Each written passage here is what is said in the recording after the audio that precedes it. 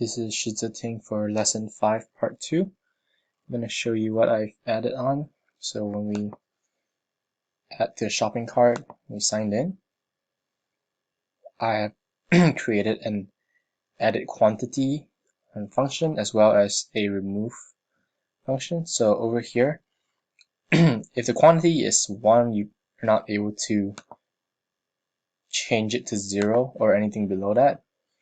So you can increase it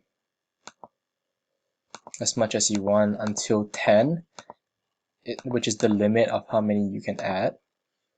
So anything besides 10 doesn't work, so you can add anything from 1 to 10.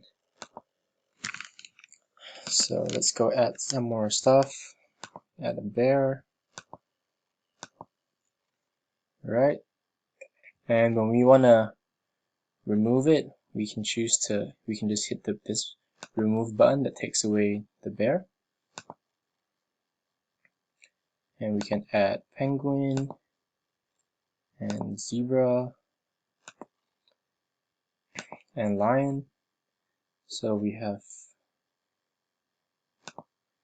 4 items here, and we can go ahead and check out, and then it will show you checked out successfully. And we can see that on the order history, and over here this is sort according to the latest one. So over here that shows this are the 4 items that we just ordered, the dog, penguin, zebra, and lion. So this is my work for lesson 5.